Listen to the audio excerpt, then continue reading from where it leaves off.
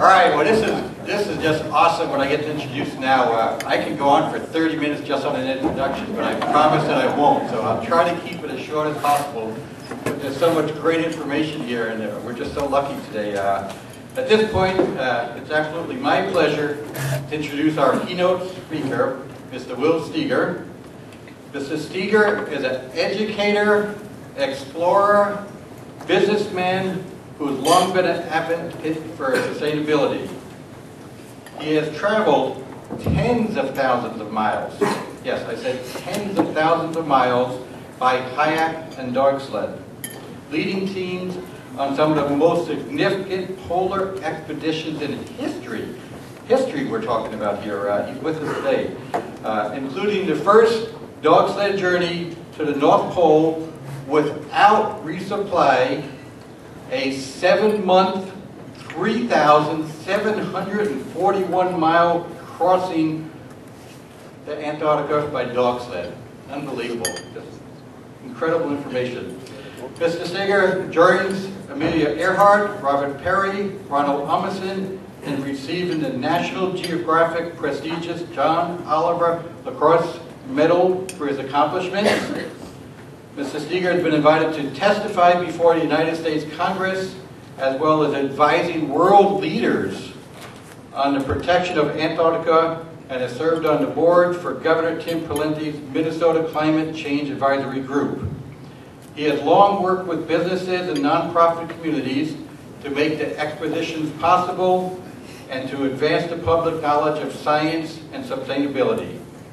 Most recently, he has been preparing to launch a project in development for over 20 years. Can't wait to hear it. Off-the-grid sustainability project in the wilderness of Ely, Minnesota. It is my pleasure and honor to introduce Mr. Will Steger.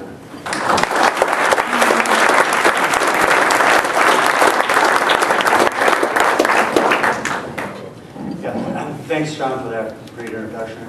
I want to thank Mikey here. Mikey was instrumental in getting me to speak today, to come here today. Just a little bit of my history. Many of you know I was raised in Richfield, South Minneapolis. I started expeditions very young. I had a great parents, loving parents, 9 kids in our family. And we had pretty much total freedom as long as we kept a certain grade point average and stayed out of trouble with the law.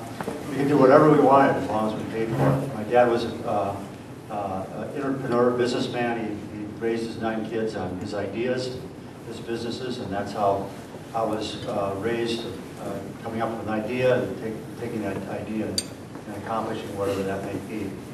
I started, read Huck Finn. That was my first book in 2nd grade, so I always wanted to go down the Mississippi River. So when I was 15, after 3 years of saving and trading in boats, I had a pretty decent outboard motor, and I recruited my brother who was 17. So at age 15, we, after school, left Minneapolis here and went down to New Orleans. And we went out money many times down the way, and we hung out in New Orleans until the school bells rang, and then we drove the boat back up, which took a little over 3 weeks. That was my first and last motorized venture. I started climbing when I was 16, and then I started kayaking when I was 17. The kayaking expeditions that I did led me to the north. In fact, when I was 17, 18, I kayaked up the inside passage of Alaska, across the mountains, got into the headwaters of the Yukon, and then paddled down the Yukon. And so I was inspired by the north. I bought wilderness property when I was 19, 3 miles from the nearest road north of Ely. My goal was to live a self-sufficient life, to raise my own food. But first, in order to do that, I felt it was necessary to get my education behind me. I majored geology, biology at the University of St. Thomas. I taught 3 years in Richfield. And I also worked on my master's degree as I was teaching. My goal, ever since I was a young kid, was to basically drop out of society when I was 25. And then right on target at 25, I left kind of to the myth of my parents, moved to the wilderness. They didn't quite understand what I was doing at that time. And started building up a self-sufficient homestead. That was my real goal. A homestead where I'd raise my own food, fish and hunt, use wood for heating and water for my lake. I still live that way actually today. And in order to support myself up there, I formed a winter school in 1973 using dog sleds and skis. No one had ever used dogs and skis on a winter school like that. And I was actually quite successful. Part of that was you had to be down here in the city, and recruiting enrollment was the hard part. You could have a nice dog team, but how are you going to get people to come up?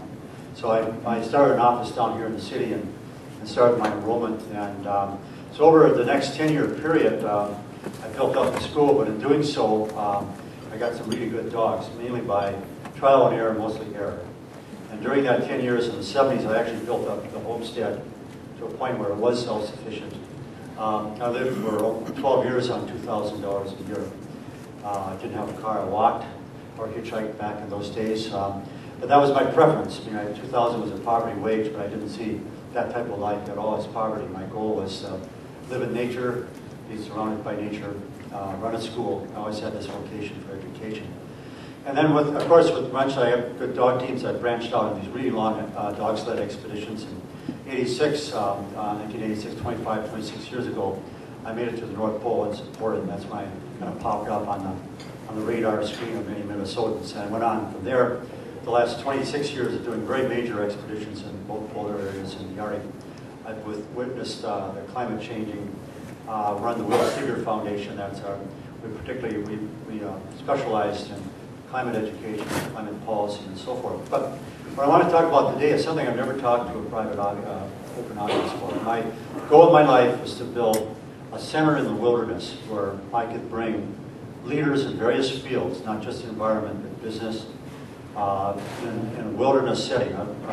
Groups, I would say a group of 7 to 8, a maximum of 12, because usually if you have 8 that are interactive, you have facilitators and so forth. And I found through my experience the dynamics of groups, 7 to 8 maximum, because when you go from 8 to 9 in interaction, you lose that percentage of interaction.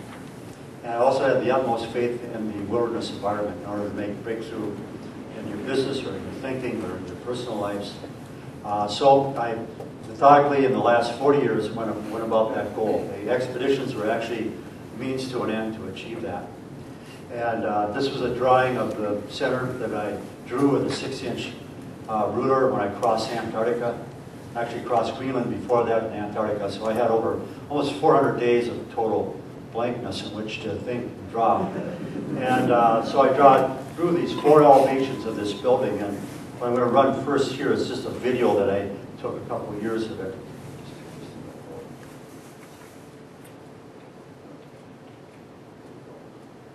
Let me just 1 second. Turn that.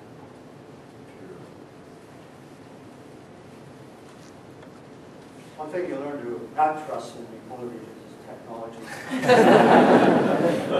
Climbing out the limb and cutting the limb off. I think that'll work. There we go. I think this should. There we go. This is 2 years ago. You notice the drawing 21 years ago, and this is it here. I'm a builder. I've built all my life, a woodworker. I've learned by myself. My parents were lucky to find a hammer, a screwdriver in the house.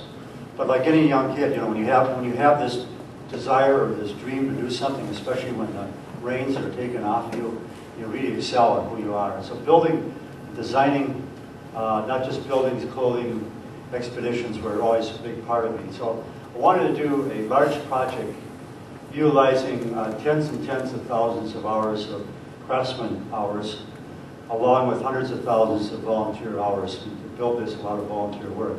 It's 5 stories. I made the biggest compromise in my life 20 years ago. I put a road in, but there's no power, so everything's off grid here. This is a copper roof, and as you'll see in the copper roof, I made it kind of swing upwards, which was an extra $40,000. Because for design reason here, I kind of copied the white pine, the virgin white pines, the branches swing up like that, and I thought that was very aesthetic. And it's a 12-1 pitch here, so there's no problems with leaks.